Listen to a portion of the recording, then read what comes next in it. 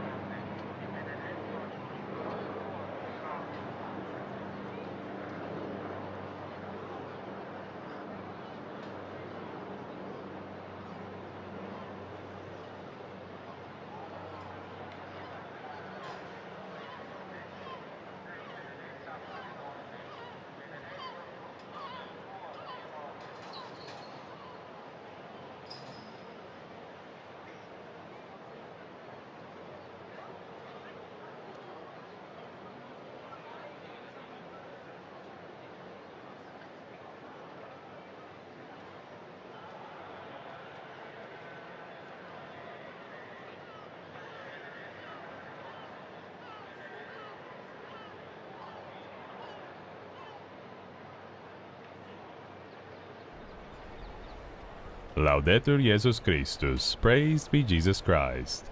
And welcome to this broadcast of the conclave to elect a new pope.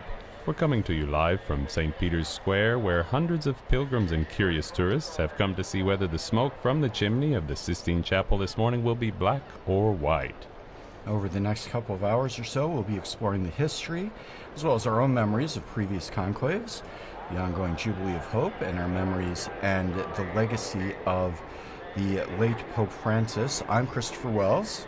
And I'm Devin Watkins, and we're joined for this live commentary this morning by our colleague in St. Peter's Square, Kelsey Gussie. We'll hopefully be joining with her this couple of times this morning. And three of our guests who have been in Rome for many decades, Paulist Father Greg Appercell, Joan Lewis, and Dr. Don Prudlow. And as you know, if you've seen the broadcast last night, of course, after a rather long and perhaps unexpectedly long wait, we did see the black smoke at right about 9 o'clock last night. I think everybody was expecting it a little earlier. I know the crowd in the square was a bit anxious at that point. There were several rounds of applause where I think people were encouraging the Cardinals, who of course can't hear anybody, to proceed with the election. As you probably know, there's one election after the Cardinals go into conclave. That event happened last night, or we showed that on Vatican Radio. And subsequently, we will be having 2 elections, if necessary, in the morning and 2 in the afternoon going forward. We are expecting smoke possibly at the first vote this morning. If that happens, it will signify a valid election and will be white. If not, instead of burning the ballots, if the election does not go through, they immediately proceed to a second scrutiny, as we call it. And after the second vote, there will certainly be smoke, either black or white. So we're in for 2 or 3 hours perhaps this morning, and we'll continue to bring you coverage and commentary on the papal election. And we thank you for joining us this Thursday morning of May 8th. Some of you may be following us on our various Vatican media channels, perhaps the Vatican News app or the Radio Vaticana app, the Vatican News web portal, or Vatican News English YouTube channel or Facebook Live feed. We also welcome all of you who are joining us through our partner broadcast stations. And as Chris was mentioning, this broadcast will last until we see the smoke rising from the chimney. And if we see black smoke, that means the Cardinals have not agreed on the next Pope, and so we'll close the signal shortly afterwards. And of course, white smoke will mean that a Pope has been elected. There are 133 cardinal electors, and a full 2/3 majority is necessary for the election. That means that to be elected, the next Pope will have received at least 89 cardinal electors who have decided on the man that will lead the Catholic Church into the future. At that point, we will continue the broadcast until the Pope has appeared on the balcony. Perhaps some of you remember the last election or previous conclaves. There is a period of time between the white smoke and the appearance on the balcony of the new pope. We'll continue our live broadcast throughout all of that, and then at least until the Urbi et Orbi blessing, the new pope's first blessing of the city of Rome and of the whole world. And maybe we could get our guests to introduce themselves and tell us a little about your history here in Rome. Father Greg? I'm Father Greg Appercell. I'm the Vice Rector at St. Patrick's Church, San Patrizio, the Church for Catholic Americans here in Rome. I was the Vice Rector of Santa Susanna beginning in 1996, and then after 6 years took a break, went back to the States, and then came back in 2004 to be the Rector until our church closed in 2013. And eventually we moved into St. Patrick's Church, where I was the rector for a while, and at the invitation of Pope Francis himself to move to that church, as the Irish Augustinians were going back to Ireland. And in between that time, I was director of formation for Paulus Seminary in Washington, D.C., and then came back here again in 2013 to support our new pastor, Father Matt. And so how many popes have you seen, Father Greg? How many popes have I seen? 3. 3, okay. Hopefully 4. All right. And Joan, tell us a little about yourself. Well, Joan Lewis. I've been in the Eternal City for over 4 decades, and part of that time I worked actually at the Vatican in the press office, Vatican Information Service for many years under Pope John Paul, but basically a lot of my life has been dedicated in some way through the media to covering the Vatican, the Pope, and the Catholic Church. And after, shall we say, I retired from the Vatican, I did have a show here at Vatican Radio for 20 years called Joan Knows. And that was a huge joy. I have a similar radio show today for EWTN. I was the first bureau chief of EWTN in Rome. Came in 2005. We opened that office. And the popes that I have known, the first pope in whose presence I was John the 23rd. The subsequent popes are the ones I spoke to and got to know, if you will, and cover. And that would be Paul VI and John Paul I, actually. I was here for his election and first Mass. John, he, of course, was Pope for an extraordinarily brief time. When John Paul II was elected, I was in Cairo, Egypt. And then for Benedict, by that time, I was working for the Vatican, and so covered Francis for EWTN. So a lot of history with popes. Dr. Don, you've also been here a long time, so tell us a little bit about yourself and your background. Thanks. I am the Warren Professor of Catholic Studies at the University of Tulsa, and I've been coming to Rome for nearly a quarter century. I remember working with Vatican media for the last conclave for the installation of Pope Francis. And I'm also a scholar, a medieval scholar. I work a lot at the Vatican Library. And we've been here so often. My son, who has a birthday in May, which is usually when we come, he's had more than half of his birthdays in Rome and not in the United States. So we're here quite often, and I'm very happy to help out my friends at Vatican Media. And in fact, Dr. Prudlow, perhaps we can start with you. You are a professor of history. I know you have written a number of books, but you also specialize in medieval history. There's certainly many centuries of history behind the papal conclaves. Perhaps you could give us a brief rundown of historically how have we elected popes? Well, we know that the first successors of St. Peter were appointed. When the Roman Church was small, each successor would appoint their next successor, and as the Church grew, as it grew massively in the 2nd and 3rd centuries, it became the prerogative of the Roman clergy. The people that knew the city the best, that knew the Church the best, would make that selection. The Roman clergy would meet, they would select a successor, and then he would be acclaimed by the people, he would be presented to the people. And so this became the normal way of doing things for nearly 500 or 600 years. As the papacy became more powerful, as it became known that the influence that it had throughout the church and beyond the church, we started to see interference by secular officials, by kings and princes and emperors. And so there was a long struggle to secure the religious office of the papacy that eventually culminated in the creation of the conclave. And the election was reserved to a special subset of the clergy of Rome that came to be known as cardinals, in Latin the hinges of the Roman Church.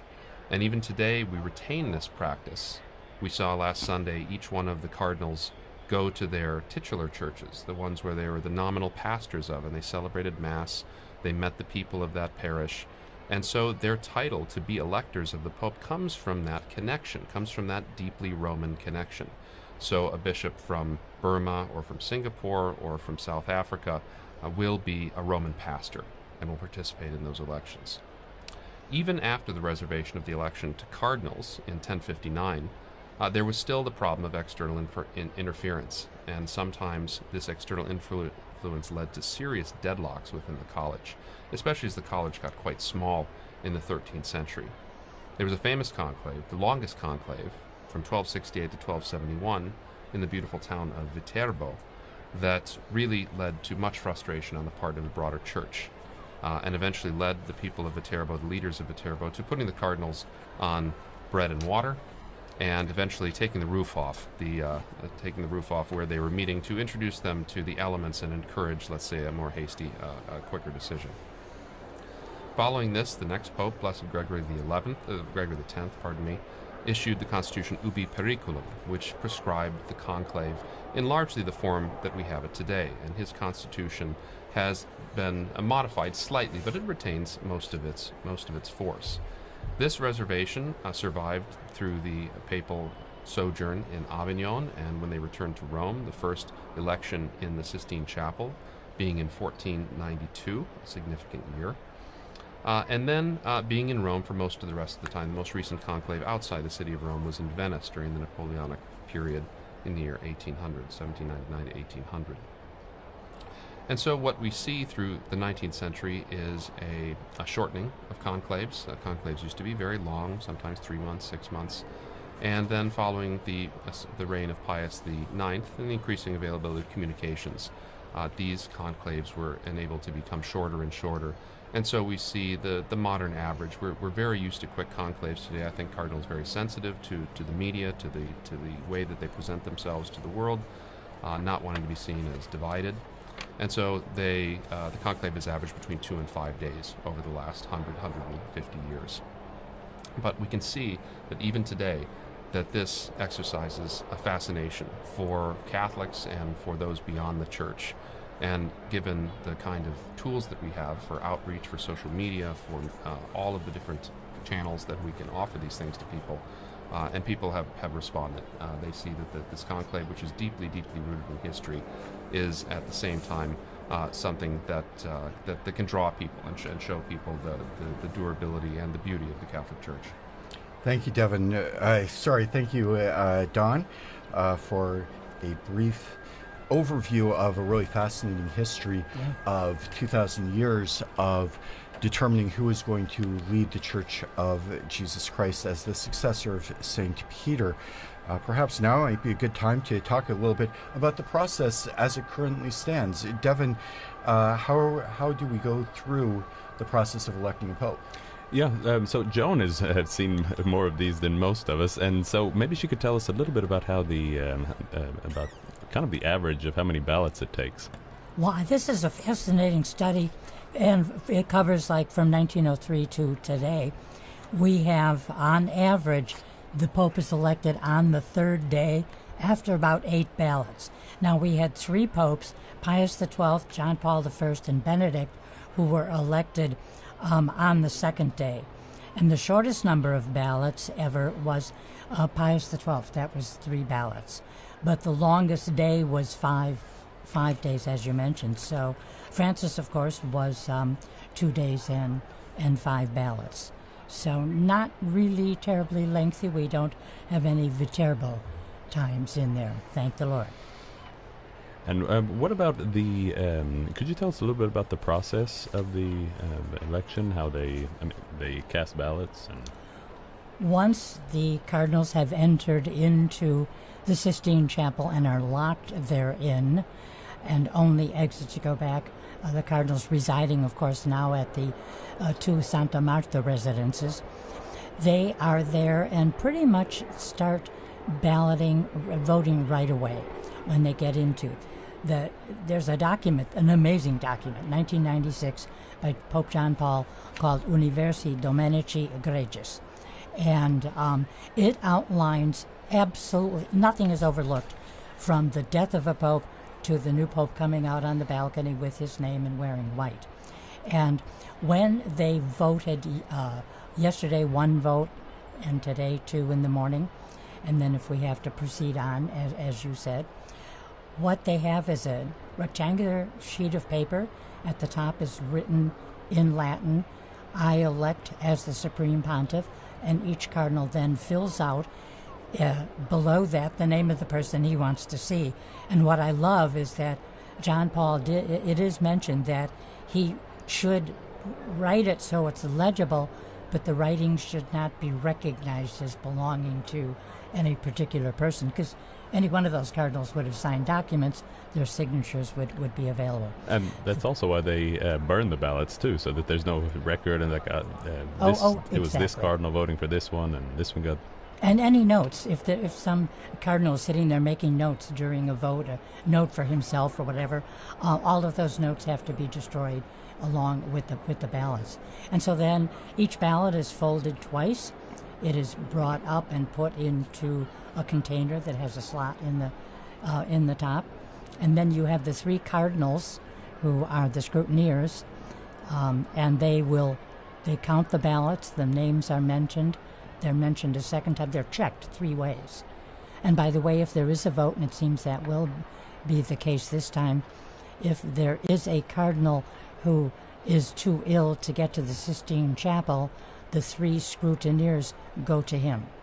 And they take the vote in the same way. He has the same piece of paper. He has written the name down. That goes in that little slot. Then they go back to the Sistine Chapel, and of course that vote is valid and is counted. And when you get to, as was mentioned just minutes ago, when in this particular conclave they get to the number 89, the percentage, the 2/3 needed, that is the time when obviously that name is announced, that person is welcomed, and there is some time that passes between the white smoke is there. Yeah. Okay, wow, habemus papam. And then the person, it might be 20 minutes, it's just congratulations. All of his brother cardinals coming up, and then you put the vestments on. You go to the room of tears and put the white papal vestments on. And in fact, when they do the balloting, all of this process is deliberately designed, as Joan mentioned. Every aspect of this is laid out in very precise detail, and it's precisely to ensure that there's no question about the validity and the conclusiveness of the election. Also, as Joan mentioned, when they do burn the ballots, they also burn all of the notes. However, a record is kept of the vote, which will go into a secret archive, which is only accessible to the popes, or if they choose to release that information. But we do keep a record so that when we do get the 89 votes, they will continue so that every vote is counted. That final vote is annotated and sealed. There's a whole process for that as well, where they bring in proto-notaries and other officials to certify and ensure the validity of the election. That's sealed up, and again, as Joan says, the new pope will go into the room of tears after he has accepted, after he has chosen a name, and we'll have some time in prayer. We'll be given the white vestment, and I think a lot of people know the story that they have 3 papal cassocks prepared, 3 white cassocks, small, medium, and large, so that whoever is elected will have something that at least roughly fits him. They actually bring in a tailor who can adjust it a little bit to make sure it works.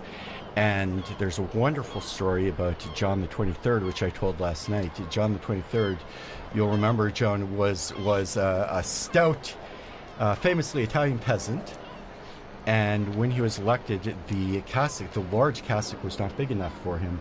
The tailor actually had to open it up in the back, and it was closed around him almost like a hospital gown, of course with his regular clothing, cardinalatial garments underneath. And that's how he appeared, although of course nobody could see that on the balcony.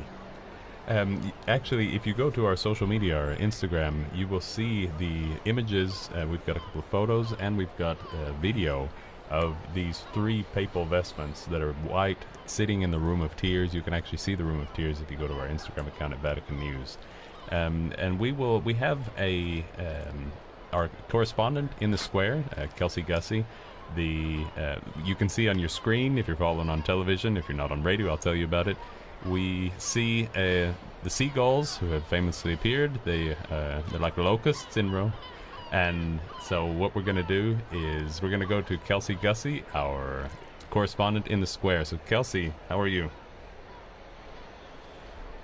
So what could you give us a feel for what's going on in the square this morning?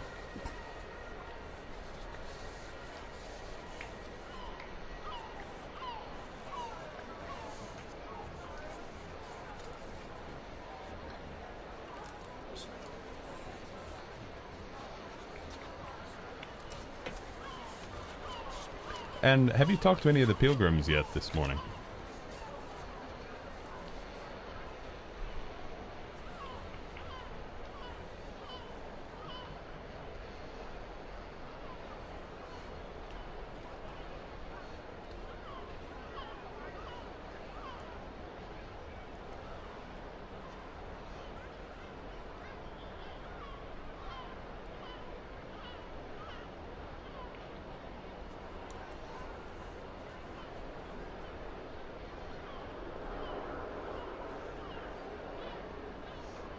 Thank you, Kelsey. Is there anything else that you'd want to tell us about the square and the preparations there? There's security to get in, I imagine?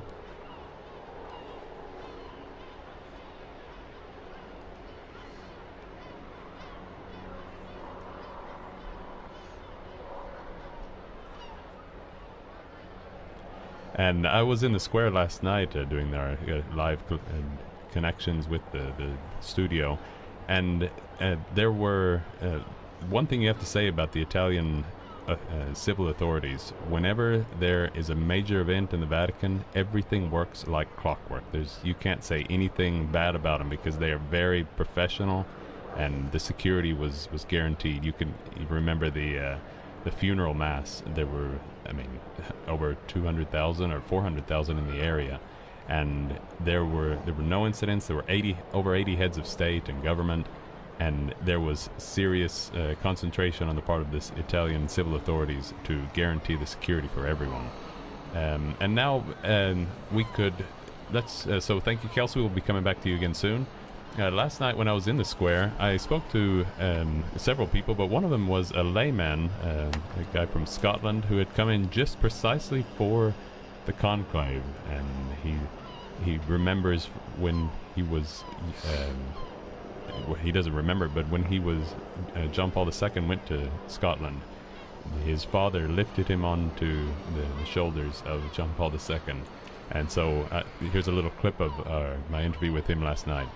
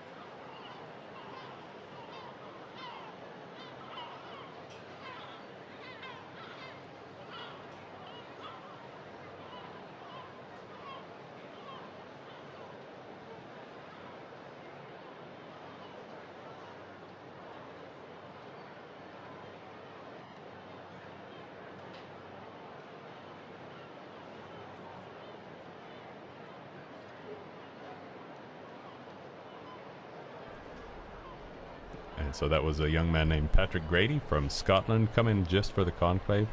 I was at dinner yesterday evening, and I ran into another man who had come in from Munich, Germany, and he came in specifically for the conclave. He said as soon as he heard the news about the death of Pope Francis, he did his calculations, and he knew that the conclave would be this week.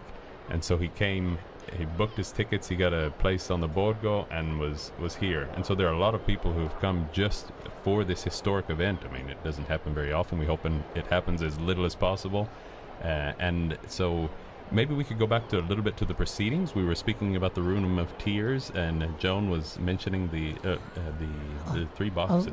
Yes, what I found astonishing, because we in the media all got the pictures, the 9 or so of the Room of Tears. And I noticed on a table some small square boxes. I don't know what would be in those, but there were 3 boxes the exact same size a shoebox. Shoes come in. So how do you, I can understand vestments, but how do you pick the size of shoes? So that'll be interesting, because they don't want the prelate to go out with whatever he's wearing. They want I'm guessing, papal red shoes. So we shall see. Well, it was papal red shoes, and then Pope Francis changed that. He came out with his black shoes. One thing about it, we probably won't know his shoe attire, because there's the tapestry. At least the first night, there's the tapestry on the balcony, and so you probably can't see his shoes. Sure. But Father Greg, maybe you could tell us about a change that Pope Francis brought in. I had heard that there was a particular store in Rome named Gamarelli's who has traditionally made the white robes for the Pope. And Pope Francis has said, what happens to the ones that were rejected? Why can't we keep those and reuse them, or not reuse them, but use them for the first time to save money and to also make use of beautiful vestments that were made. And in fact, while we're still on the topic of proceedings and different possibilities, I think one of the very interesting possibilities that we might see, although very, very unlikely, I think everybody would agree, is the possibility of someone being chosen who's not actually in the room. It's, as many people know, the only requirement for a pope is that it be a man who can be made a bishop. Historically, we've even seen bishops, not popes, but we've seen bishops who were not even Christian when they were elected bishop, and they had to go through baptism and ordination to all the minor orders, to the diaconate, to the priesthood, and then to the episcopacy. University Dominici Gregis, the document that controls conclaves, talks about the possibility of someone who's not a bishop being elected. I believe there's one cardinal in the conclave who is not a bishop. He's able to do that with a dispensation from Pope Francis. And if he were to be elected the Pope, the first thing you have to do after he accepts, the very first thing, it's very explicit, is you have to ordain him to the episcopate. But the interesting part of that is if someone is elected who is not a cardinal elector, and in that case we might see an older cardinal. Paul VI restricted the voting cardinals to cardinals under the age of 80, but there are certainly some cardinals with very strong personalities, pastoral records, who might be considered. They might be elected. There's also a possibility, we've seen this in the past, where a bishop or an archbishop, or even very famously a monk, Celestine V, who was elected, and in that case there's a procedure for the cardinals suspending the votes, because they have to be in contact with the man that is chosen to see if he'll accept. And in that case, we wouldn't have any smoke at all, and there would be a lot of speculation amongst the commentators and the analysts and the journalists as to what's going on in the conclave. And there's a lot of interesting possibilities for how do you contact someone who's chosen? How do you get him to Rome if he's not in the city? Even if he's here, how do you get him into the conclave? And we mentioned Pope Celestine V, whose name has come up more recently because he was one of the few popes to resign. And maybe, Joan, would you like to talk about maybe, very recently we saw the resignation of Pope Benedict, which is a little change in a very significant change in the history of the papacy. Well, indeed, it was a shock because no one living on the planet at that time had known, I mean, it was centuries, before, from Celestine to Benedict. And the interesting thing was Benedict had been to the tomb of Celestine at one point, which people brought up when Pope Francis made a visit to the tomb of St. Celestine. When he was not doing well health-wise, does he have resignation on his mind? Is that some kind of sign? And of course, as we know from his ill health and how he died, it was resignation we knew was never on his mind. But it was a shock when Pope Benedict said it. And I think that, I remember when John Paul died, I was asked on television what was his greatest legacy, and I said his entire life, but he taught us how to die with dignity. And I felt that Benedict, with his resignation, because of his humility, his feeling he could not pursue the papacy as should be, the walking, the travels, and everything else, in his humility, he decided that he didn't care what anybody else said, he had to resign. And I just think it was a beautiful lesson on how to live. So with John Paul, how to die in dignity, and Benedict, how to live in dignity. And the interesting thing about Benedict's resignation is that on a theological level, it could be said, and he was an eminent theologian, he knew what he was doing. He knew that he was stepping back and resigning and following in something that hadn't happened in 700 years. But following the theology of what his action was, it wasn't just that he was weak and that he couldn't do it anymore, that somebody was overpowering him, or whatever the speculation may have been at the time and still continues, is that he was making a point. He was saying the papacy is the power of the papacy is personal, but it's an office. It's not an elected. He is an elected monarch. He's one of the few absolute monarchs left in the world. But his office is just that. And so if he divests himself, as Benedict the 16th did, he's saying, I freely let this go. And so theologically, it puts the papacy in a little bit of perspective from that. And interestingly, Celestine V was not the first pope to resign, probably. The early history of the popes is not always clear. Anyone who's studied a little bit of history knows that what we know about the past is very conditioned by the sources that we have, and even by the act of telling history over many, many centuries. He wasn't the first to resign, but the earlier popes, if they resigned, had resigned under pressure, if they were taken away into exile, if they were under threat of martyrdom. Again, there's a lot of confusion about what actually happened in those circumstances. So when Celestine became pope, he was pope for a short time, and I think it's fair to say he realized that he was not up to the burdens of the office in a time of great confusion for the papacy, with lots of influences going around. He actually had to commission a theological study and asked theologians of his day, is it possible for the Pope to resign? Because it was always perceived as a lifetime appointment. A bishop is considered symbolically, at least, to be married to his diocese, and certainly with the more important sees, like the Diocese of Rome, the bishop is given the bishop's ring, which signifies his espousal to the diocese. So there is a real question. Just as you cannot divorce your partner while they're still alive, can a pope symbolically divorce his church? And of course, they decided that clearly. Celestine was told, yes, it is possible for the pope to renounce or resign the papacy, and did so. And then, Devin, as you were talking about,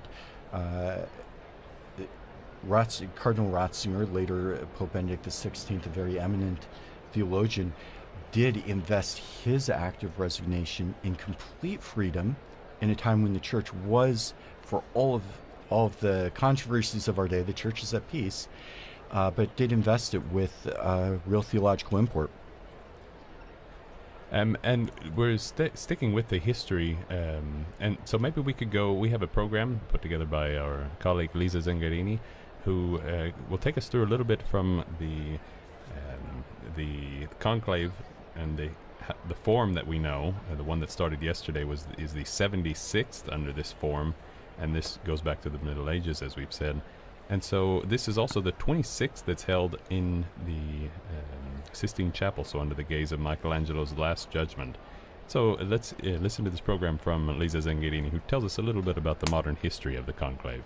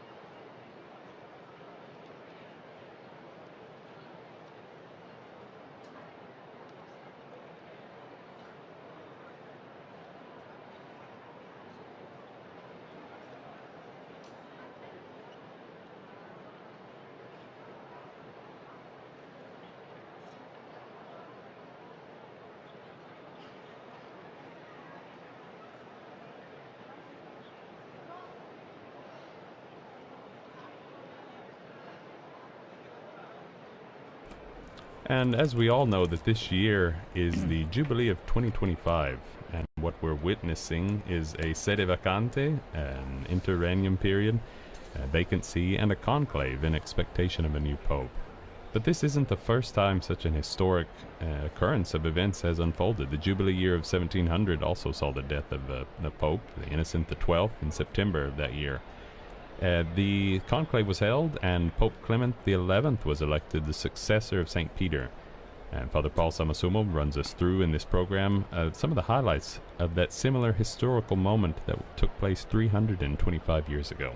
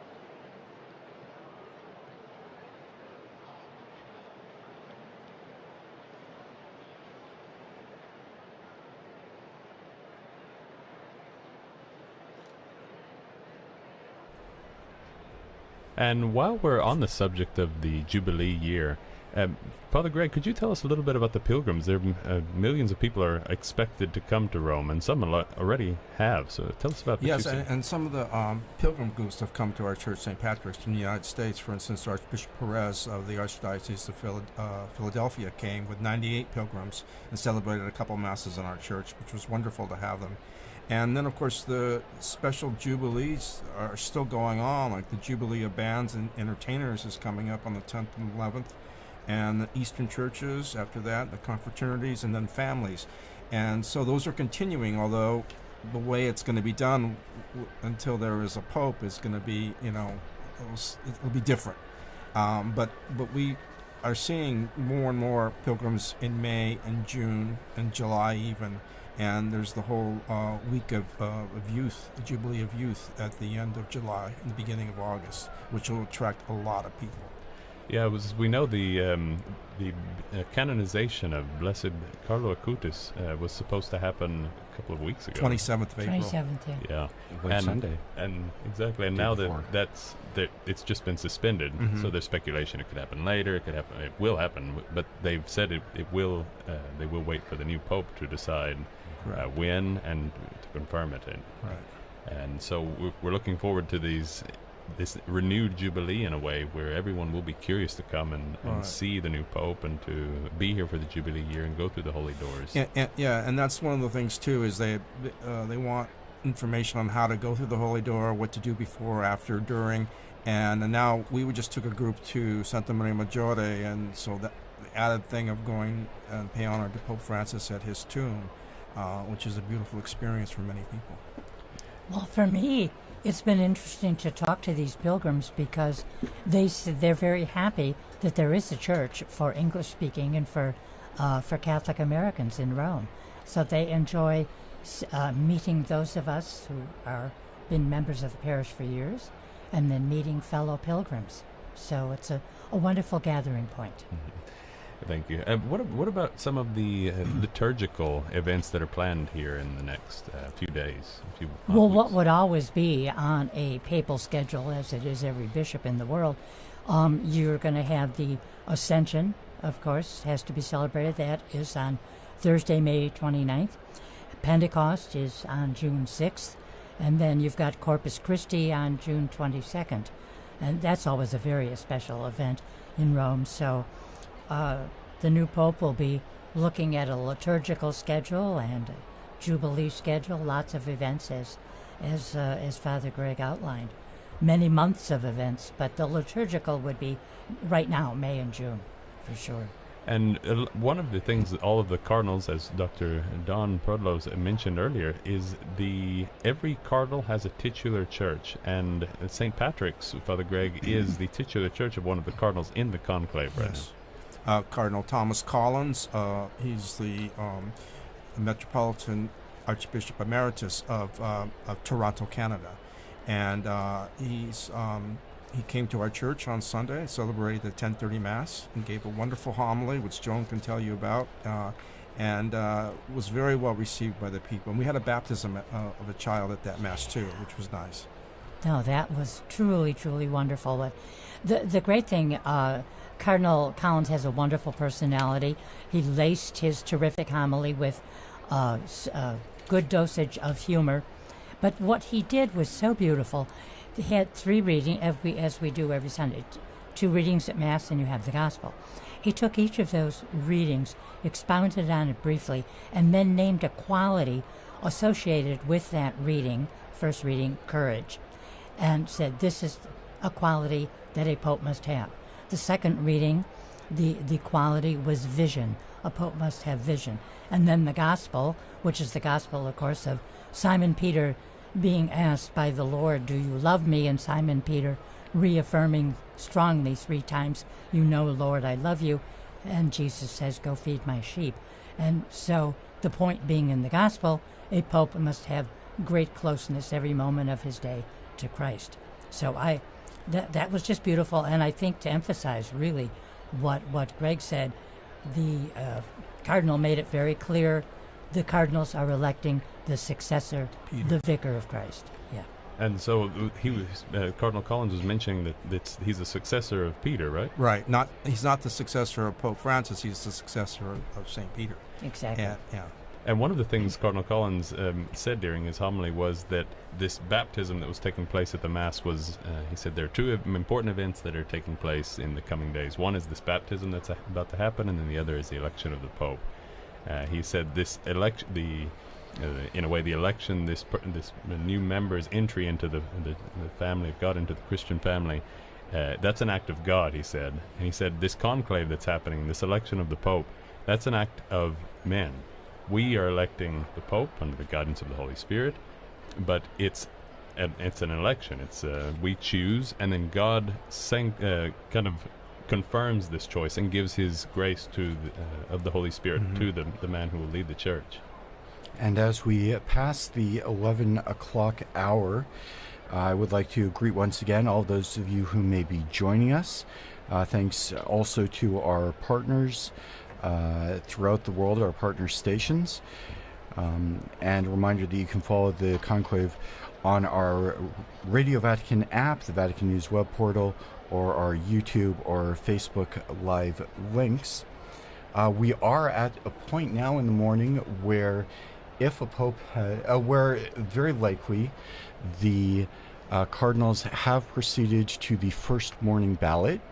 If a pope is elected, we would see white smoke, but if a pope is not elected, then we would go immediately to the second vote and wait until after that to get the smoke. Maybe, Joan, you've been a Pope journalist, Vaticanista, for many years, and you've watched more than one conclave.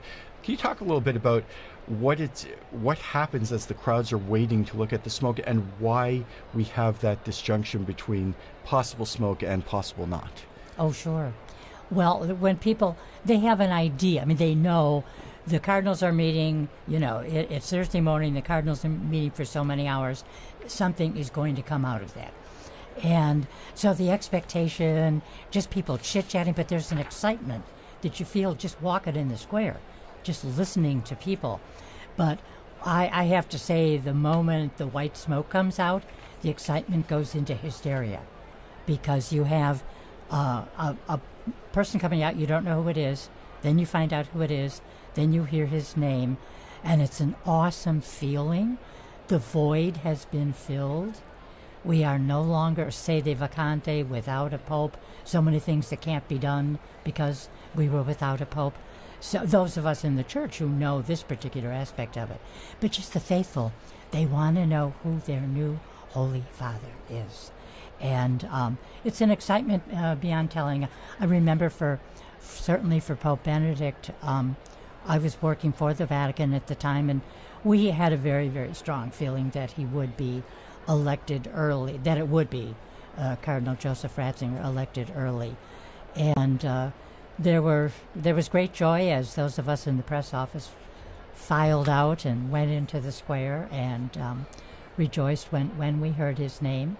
And then covering the conclave of 2013, I was in the square, but I had to be on television at 8 o'clock, so I'm going back up, and I think it was sometime after 8 that this Jorge Bergoglio comes out onto the balcony, and there was a huge excitement in the crowd. We have a pope, even if we haven't quite heard his name yet. There's this man in white, and then with all the correspondents that were around us on the roof of the Augustinianum, it was like, what's his name? Jorge Bergoglio. What name did he take? Where's he from? So all the questions, and a lot of research had to be done, because when you have someone unexpected, as John Paul II was. He was totally unexpected. Yes. He wasn't one among the popable or papabile, as they say. Exactly. He was overlooked. The church took a new direction. But it's a real exciting feeling. Yeah, Father Greg, have you seen any? Were you around for any of the recent elections, or? I was here for the election of Pope Francis, yes, and it was very exciting just being in.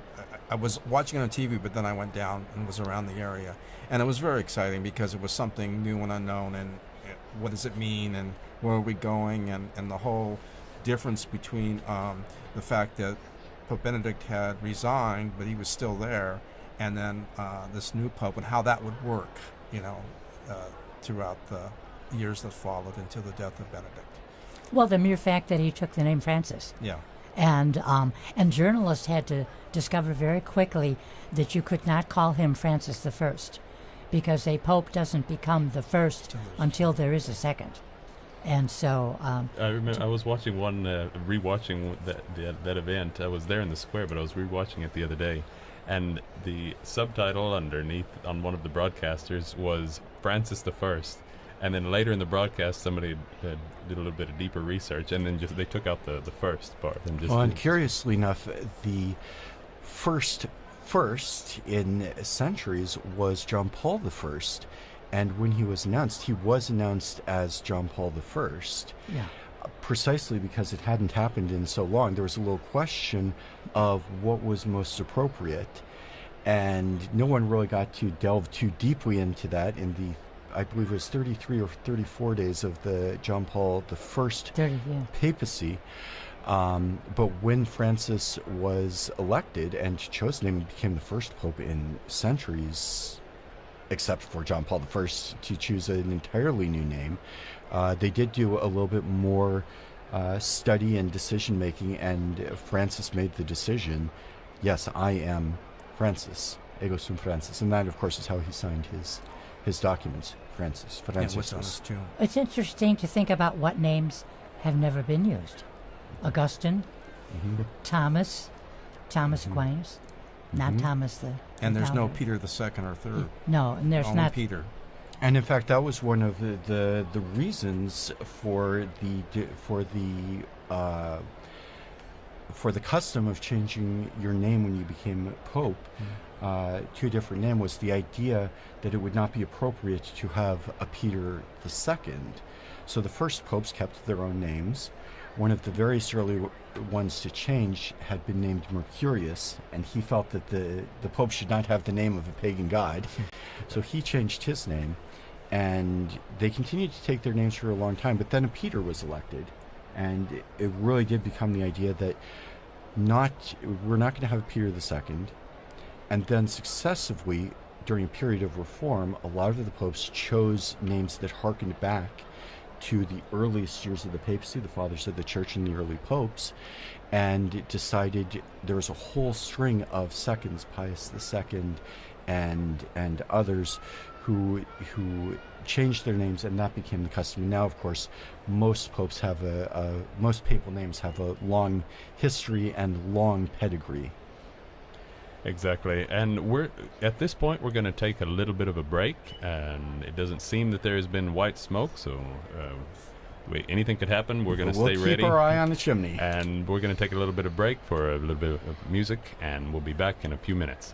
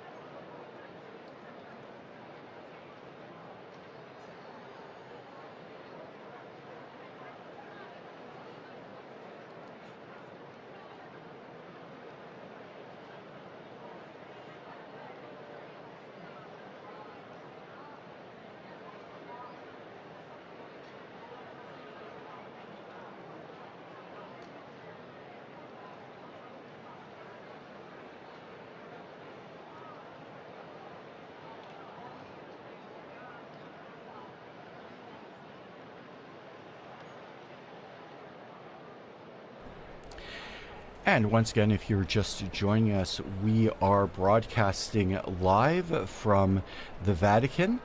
My name is Christopher Wells. We'll be joined here in a few minutes with my co-host, Devin Watkins, our guests, Joan and Father Gregory, and Dr. Joan Lewis, my friend, Dr. Donald Prudlow. As many of you know, many of you have heard Joan Lewis speaking on EWTN. I would like to greet all of our listeners listening in on our partner stations, including EWTN, but also Catholic Faith Network in America, UCTV, Uganda Catholic Television, Mata TV India, Shalom World Television Networks USA, Atmadarshan TV, Radio Katipunan from the Philippines, Catholic TV, and Luminous Radio. And perhaps we could talk about, we saw we're looking at the most famous chimney in the world. And Joan, you were just telling me now about your experience of watching very famous papal chimneys in the conclaves that you've experienced. You've experienced 5, 6. Were you here for the election of Paul VI? I've been here for the death of 5 popes and 4 or 5 conclaves, but not all covering all of them as and a papal resignation. And a papal resignation, exactly. And then I think I said earlier the most unusual when it was John Paul I who died. I was at his inaugural mass, and then left several days later on a special assignment for 3 months in Cairo, Egypt, with the New York Times. And that's where I learned about the death of John Paul I and the election of John Paul II. And exciting times to come back here then to a new pope, leave Rome, be away for a couple months, and have the third pope, of course, of 1978, John Paul II. And Joan Lewis, our special guest. We also have Paulist Father Greg Appercell. Welcome back. I was just thinking of the fall of 1978 and the year of the 3 popes. That was when I entered the Paulist novitiate. So it's sort of like the beginning of my religious life. Not sort of, it was the beginning of my religious life, and it was such a huge event, a huge series of events in our Catholic Church. Yeah, and so just to get some of this excitement, we're going to go to a couple of correspondents in the square. First, we're going to go back to Kelsey Gussie, who's still in the square. And Kelsey, how are things going there?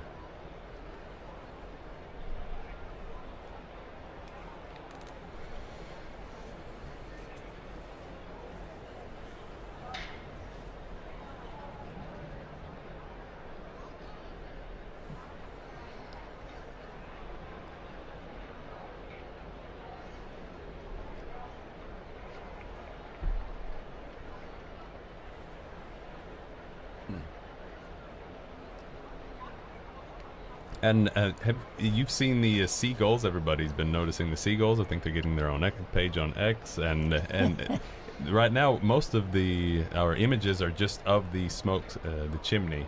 It doesn't seem to have any particular fauna around. But has anyone been discussing the the natural phenomena that occur around there?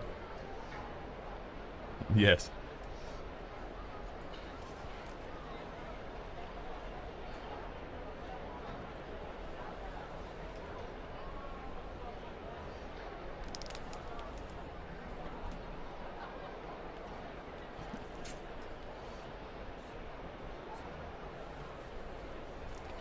Thank you, Kelsey. And in fact, Kelsey, I was very happy to hear your story about the newlyweds here in Rome. It reminds me of a story from the election of Benedict XVI. And I had 2 friends here in Rome, a fellow from New York and his wife from Germany. And when they were married here. They met here in Rome and were married here in Rome. And what many people perhaps don't know is it's possible to get married in St. Peter's Basilica. So my friends asked to be married in St. Peter's Basilica. They were given one of the side chapels. You don't get married at the high altar, Chapel obviously. Of the choir. The chapel of the choir. Yes, exactly. And so they had a very beautiful ceremony. And they actually asked a bishop that they knew to celebrate the wedding for them. And that bishop, the bride's friend, was Cardinal Joseph Ratzinger. Mm-hmm. And very shortly after that, he became Pope. So they were in the square doing stand-up interviews with journalists, and they had a picture of themselves in their wedding outfits with the new Pope who had celebrated their wedding. So there's so many of these stories. Father, I'm sure you can tell. I used to do, countless in tales. my early days, I did celebrate 25 weddings a year in the chapel of the choir. And I remember when Pope John Paul II died in 2005, we had 4 weddings scheduled during the time that he was laid out for viewing. And so they, at the time, I don't know if they would do it today, they said, you can have those weddings still. You can go in the back door, we'll close the curtain, and no music. Or they can come back to our Church of Santa Susana. All 4 couples decided to do it that way. Wow. And it was, there's a huge long line of people streaming up to see a homage to Pope John Paul II, and we were doing these little weddings in the chapel. In fact, that speaks to the pastoral role of St. Peter's Basilica, where they have not only weddings, they also have baptisms. Have you done baptisms in the Basilica? No, because they do them on Sundays, and it was hard for me to get away from the parish. I did 2. But with your church and with St. Patrick's, Rome is certainly a tourist destination, but for Catholics, it's a spiritual destination as well. So you still have to do pastoral care. Yes, yeah, and I also do what I call spiritual walking tours, where we go to see 3 or 4 or 5 churches on a Tuesday morning, and pilgrims come as well as parishioners. And of course, that ties in with both the Jubilee this year. Yes. We've already talked about you welcoming many pilgrims, but also with the idea of synodality, which has been the perhaps premier initiative of Pope Francis in these past years. Can you talk about the idea of walking together in that context walking together for you in Rome? And in fact, I remember one time we did have a tour of this several years ago in Santa Maria Maggiore, and they told us to wait in the vestibule because there was a special guest coming through. They turned all the lights on, and we turned, and Pope Francis walked right out of the sacristy to go to the icon to pray before a trip that he was taking to Mexico. And so people said, who are you going to have next week on your tour, surprise guest. Wonderful. But they loved it. It was a great experience. And we're going to go back to the square right now. We've got our other colleague, Eduardo Giribaldi, who's there in the square. Eduardo? And how are things seeming on your end?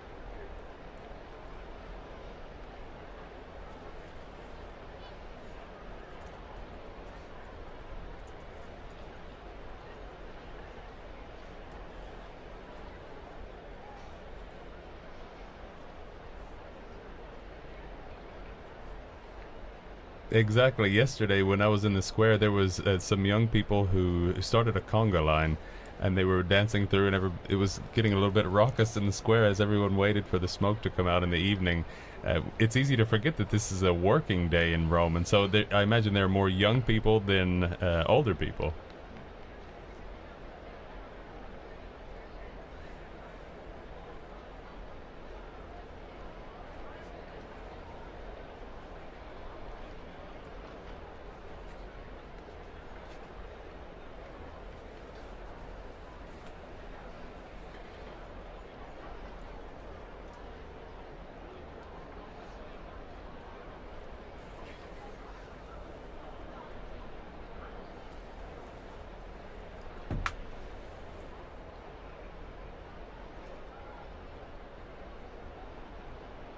Perfect. Thank you very much, Eduardo. And speaking about weddings, and Kelsey was telling us about the honeymooners who are in the square, and she interviewed them, and we're going to hear from them, her conversation with them. It's Sarah and Cameron, who are on their honeymoon here for the conclave, probably incidentally, from Indiana in the U.S.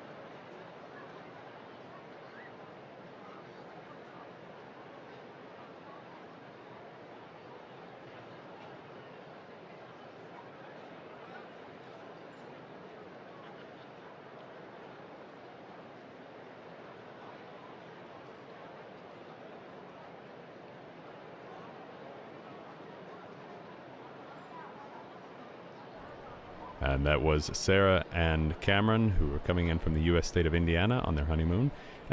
Kelsey also spoke to another priest, a student priest here in Rome from the Archdiocese of Bombay in India. His name is Father Prashant Padu. Let's hear from him.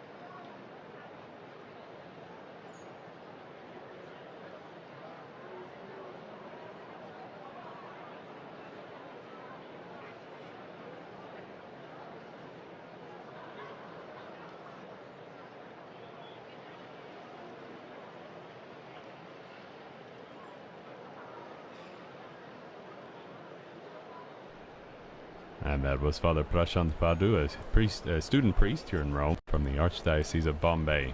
And now we've been talking about about conclave. We've been discussing the intricacies of it and what goes on behind the scenes, what goes on ahead of it. And now let's get into what everybody is downloading and watching, Conclave the movie. So the film that just came out was released a couple of months ago, I'm sure, by pure chance, commercial chance. And so Father Greg is from Los Angeles. He's also a film critic. He's done some programs for us here at Vatican Radio over the years, even as far back as the 90s, helping us out, helping us understand the pop culture, the popular culture surrounding church events. So Father, what's your take on Conclave the movie? Okay, this is my take. It's, when you know something about whatever the topic is, whether you're a doctor or a nurse or you're a teacher or you're in the government or you know about the monarchy, and they make a film or television show about that, you see all the mistakes and flaws. But usually movies like that aren't really about what they say they're about. Conclave, to me, is a movie about the main character, Cardinal Lawrence, played by Ray Fiennes, and his crisis of faith.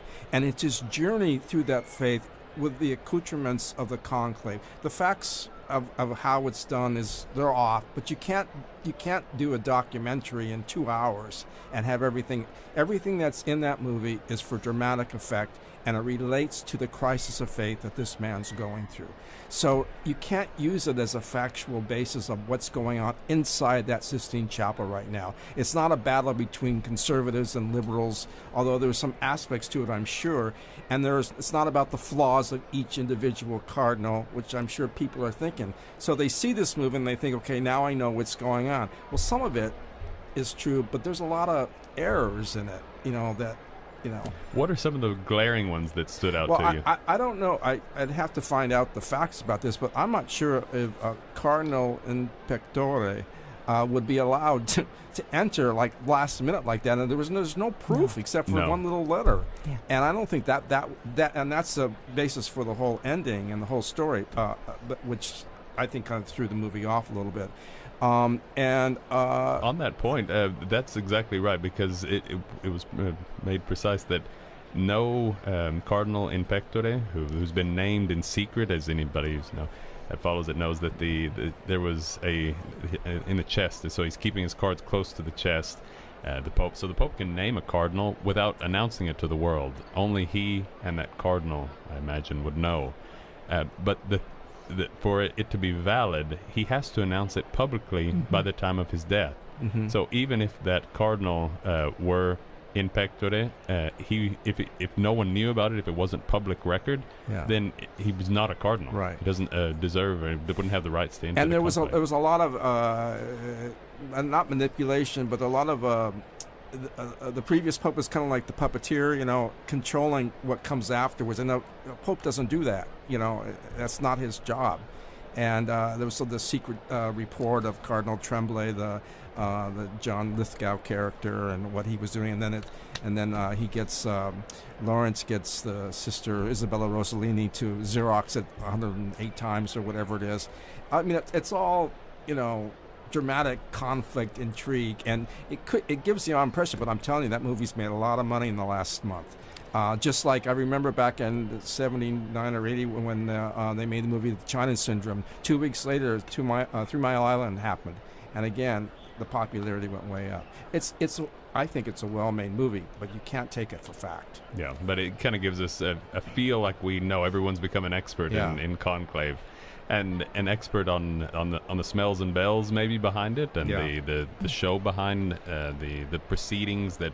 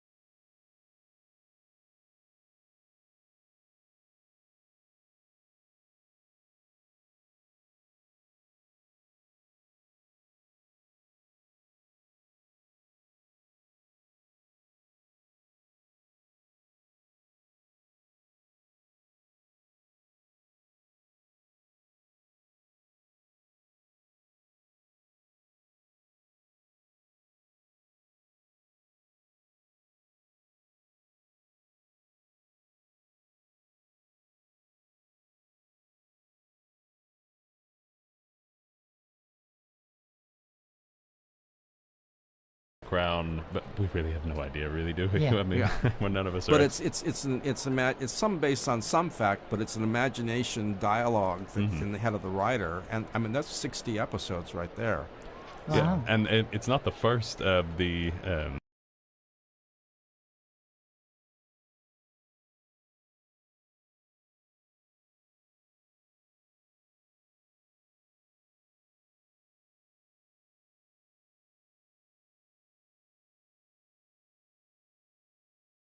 A long series, and they had pretty in-depth, extended episodes on the conclaves that led to the election of Pope Alexander VI and Julius II, and obviously interpretations and completely unhistorical, but it gives us a sense and kind of reveals for us the interest that the world has in what's happening here in the Vatican. If we come back to the present and to reality, instead of Hollywood's reality, what's going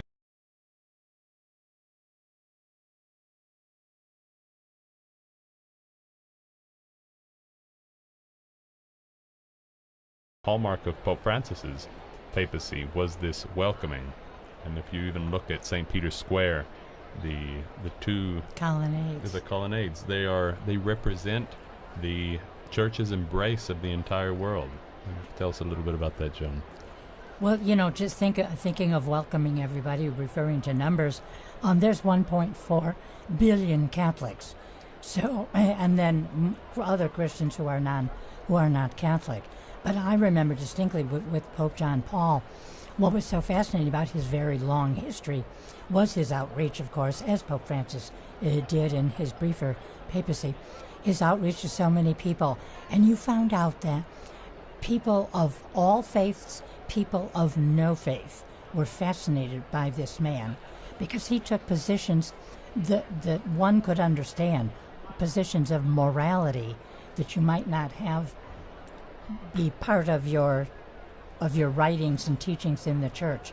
But he could reach out to people on a on a people level. You don't have to know canon law or the Catechism of the Church to understand what John Paul taught. So I thought his reaching out in that respect. And I've always loved the image of the two colonnades embracing all of the humanity that comes inside.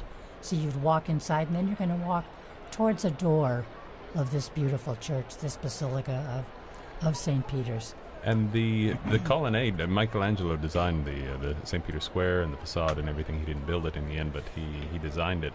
And even as soon ago as 1930s, I believe, 1920s, the squares leading up to the streets that were led up to St. Peter's Basilica, and this was how Michelangelo designed his layout of that area of the city, was just like a maze. There wasn't a straight vision. Yeah. And so the Borgo was there were streets, but there were buildings right in front of St. Peter's Square. So the whole point was that people they'd be walking through, and they'd kind of zigzag through a maze, and all of a sudden you come up and you open up onto St. Peter's Square, and the magnificence of it, and how large and welcoming it is and so that was changed obviously during Mussolini's time. But there were times when buses and cars parked in there were even and not too long ago. No, not too long ago. Certainly in my many years here, and there was a brief period when, as you're looking at the basilica, it'd be in the front part of the left-hand colonnade, when there was a brief market. People selling their fresh produce. So the square has served many people. Yes, it has. And going back to the College of Cardinals, so the actual conclave, the reality of what's going on, let's move now and talk a little bit about the makeup of the College of Cardinals. So the Cardinals there's 133 electors, but the whole college is 252. 52, thanks, Joan. And the makeup has changed greatly during Pope Francis's papacy. Yes, in fact, as a lot of people have noted, this is the largest conclave number of cardinals. We've had more cardinals eligible to enter the conclave, but this is the first that's been more than the 120 limit that was set by Paul VI. And one of the pieces of business that the cardinals had to work out when they were preparing for this conclave was how that fit within the law. And they determined that Pope Francis, by creating more cardinals, had tacitly dispensed from the 120 limit, so that all 135 cardinals who are eligible could enter the conclave and vote. In fact, we have 133 cardinal electors in the Sistine Chapel, even as we speak. One thing that struck me as kind of curious, Father, your titular cardinal is Cardinal Collins from Toronto. Now is one of the very few times when we have two archbishops of Toronto in the conclave, the emeritus Cardinal Collins, as well as the new, very young Cardinal Frank Leo. But overall, we have 135 cardinal electors, 133 actually in the conclave, from 71 different countries. More than 3/4 of them, 108, were appointed by Pope Francis. About 22 were created by Benedict XVI, and there are still 5 cardinals who were created by John Paul II. So it created more than almost 20 years ago. And so a wide variety. Certainly since the mid-20th century, there's been a very strong effort on the part of the popes to increase the representation, ensuring that there are cardinals from around the world, from traditionally Catholic countries, from Catholics with very small Catholic populations, from large traditional elector countries like Italy and France, to places that have never had a cardinal before. I think there's something like 16. One of the very curious numbers, we can talk a little bit more about that, is the number of Eastern Cardinals. I believe there are 4 or 5 Eastern Cardinals. There are 5 of them, exactly. 5 Eastern Cardinals. And I know, Don, you could perhaps talk about, there was a length of time, although most cardinals now had come from Europe for a very, very long time. And our Latin cardinals, there was a run of Greek and Syriac cardinals in the early Middle Ages. There were Greek cardinals that were, as a result of the Church's attempt to reconnect with Constantinople after the schism. But we tend to forget how diverse the early papacy was as well. There's a period in the 6th and 7th century where we have a number of Greek, Syriac, and even North African popes. Popes like Gelasius were Latin North African. But today we have Eastern Rite cardinals too, and this is a result of the reaffiliation of many churches with their own rites under papal leadership. There are 23 sui juris churches besides the Latin Church, and there are 5 cardinal electors today that are in the conclave from representing the Eastern rites. There's patriarch, one patriarch, Louis Sacco of the Chaldean Church in Baghdad, Basileus Clemis, who is Syro-Malankara from India, Bernard Jesus Serafiel, who is from the Ethiopian Church, Mykola Bichok, who is a Ukrainian, very young Ukrainian, he's 44, I believe, one of the younger cardinals, and George Kuvakad from the Syro-Malabar Church. And if you were watching the entrance into the conclave, one of the things you note in that very impressive and moving ceremony, you see all the cardinals walking in. Almost all of them are in the familiar red cassocks of the Latin Church. But the 5 Eastern cardinals stood out for, they all designed their own cardinalatial robes that reflected the traditions of their churches. Absolutely, it's interesting to see how they work the red, the scarlet into their outfits, into their traditional outfits of their rite, and the traditional choir.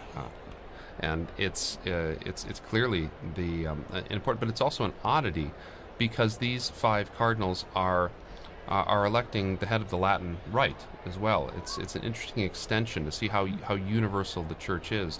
You have these Eastern cardinals participating in the election of the Patriarch of the West, and that's something that's different to consider.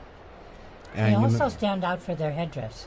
Yeah. Because it's not the typical red zucchetto. Yeah, exactly. Yeah, and that was also a question when they are named cardinals. They have to ask, what is the tradition of our church and how can we incorporate what's a Latin tradition, the cardinalate, into that vestment. I think there was an Eastern Rite cardinal in the 1500s, is that right? During one of the periodic attempts at reunion between the East and West. Bessarion. Cardinal Bessarion, yes. Remind me, where is he from? He was from Constantinople. He was from the clergy of Constantinople, from the party that was supportive of both the Renaissance and a renewed dialogue with the Latins. And he became very important for the transmission of Eastern Greek culture and literature to the West, and was a visible sign of unity at that very difficult time. And one of the first Eastern cardinals in a long time, and so had a very significant role to play. You mentioned, too, Ukrainian-born Mykola Bichok is aged 45. I believe he is, in fact, the youngest cardinal in the college. The oldest taking part is Spaniard Carlos Osora Sierra, who's aged 79. It's interesting, too, there are a couple of cardinals who have just turned 80 very recently, and had the conclave come a little bit earlier, they would have been allowed to enter. In fact, I remember when Benedict made his resignation, the timing of when the resignation went into effect, there was a consideration for the cardinals who were right on the edge there, and they did get everybody in. And yet, because of the circumstances of the time for that election, the number was still under the 120 limit. There was one of the Syro-Malabar, one of the Eastern cardinals, just missed it by a week, I believe, and others like Cardinal Sarah, I think, would have expired in 2 weeks. As long as they're under 80 on the date the conclave starts, they're entitled to enter the conclave. I think it's the day that the Pope dies. In fact, there's actually some question about that.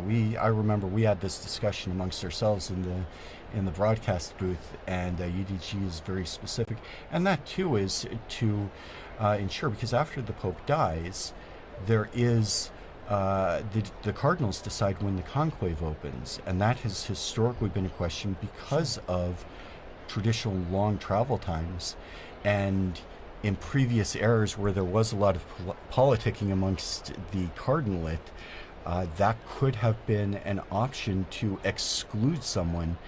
So they did change it so that it was from the moment the Pope died, and then it is very much in God's hands who is going to participate in the election. Speaking of age, a few more facts about the cardinals taking part in the conclave. 6 cardinals were actually born in the 70s, including Cardinal Baldassare Reina, the vicar of the Diocese of Rome, Canadian Cardinal Frank Leo, whom we mentioned, Lithuanian Cardinal Rolandas Makrikis, the coadjutor archpriest of the Basilica of St. Mary Major. He was involved very closely with him. We have smoke. And we do have smoke. Thank you, Don. Well done. It does look like the black smoke is coming out, signaling the conclusion of the second vote, and I think a little earlier than we were expecting. Exactly. We weren't expecting this until about 12, at least, to 12:30. I believe we have Kelsey in the square. No, sorry about that. We do not. We're going to try to get her on the line here shortly to get this reactions. But yes, you can see, now we see images of the crowd. The black smoke has come out of the chimney above the Sistine Chapel. Everyone's got their phones out, taking videos of it. And we're going to connect now in here shortly. Okay. And in fact, that's what you see if you're watching on the television screen. I think all of us remember, at least all of us in studio remember, various elections and conclaves. And as soon as smoke starts coming out, the first question on everybody's lips, is it white or is it black? Happily, this time the black smoke has been very clear and is now as well. And when there is that moment, the crowd just goes silent as everybody's looking up and determining for certain what color is the smoke. And on the modern means of communication yesterday in the square in the evening, whenever the smoke came out, it was dark. It was already, the sun had already gone down, and you could see the screens, and you can see on the square that it's a close up there. But those as soon as the smoke started coming out, those TVs turned off, and so that everyone would look up to the actual chimney and to focus on what's real and not just what's in front of our in front of our screens. And then it came back on, and you could see that the smoke was black. And now we're going to go live to Kelsey, who's in the square. Kelsey, what are you getting the sense of?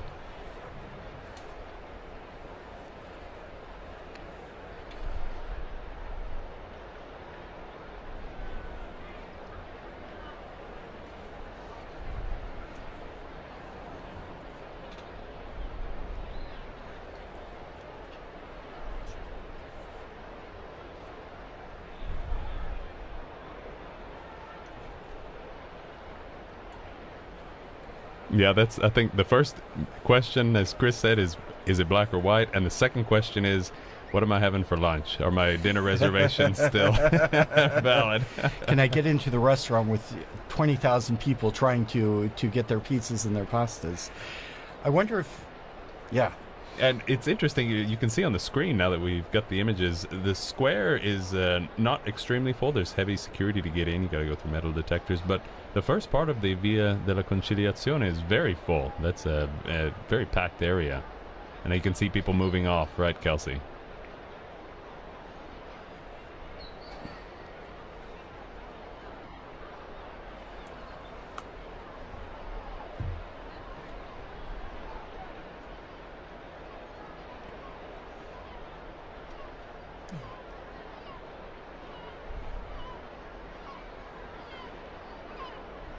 Yeah, because we're going to be back again this afternoon. That means the next possible smoke would be around 5:30. This is just a guess, more or less, of the indications that we've received. At that point, it would come out only if the first ballot elected a new pope. And so we would see white smoke only come out around 5:30 or 6 or so. Later this evening, for sure there will be a black or a white smoke at around between 7:30. It all depends on when the Cardinals get started, and from there we will continue on, and we hope the cardinals are moving along in their voting process and guiding us toward the future of the church. And again, very interesting phenomenon I think we saw last night. The square starts out almost not quite empty. There's always lots of people there, but it seems kind of sparse. And then people start filtering in, it fills up. But the moment, I think we all remember, the moment the white smoke comes out, everybody in Rome drops what they're doing.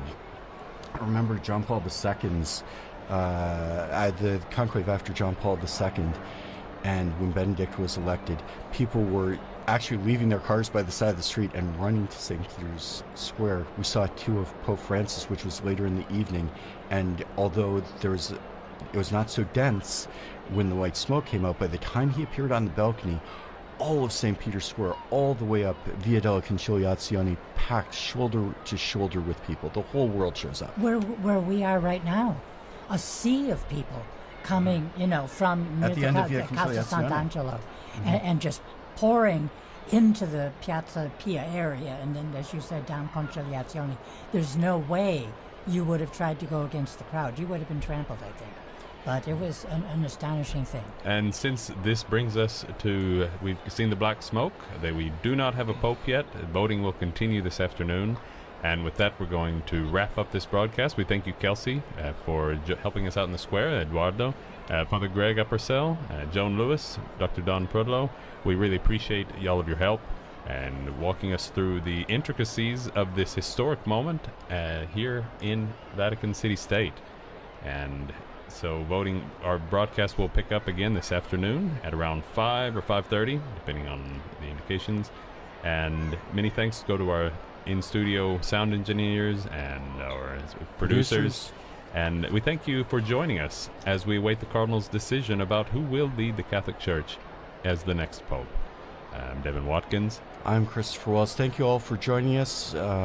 Also, be sure to follow throughout the day our website, as well as our social media accounts, Facebook, X, Instagram, YouTube, where you can find out lots more information about the conclave, about the process of electing a pope, and join us again this afternoon for the next chimney watch for the conclave of 2025. Laudetur Jesus Christus, praised be Jesus Christ.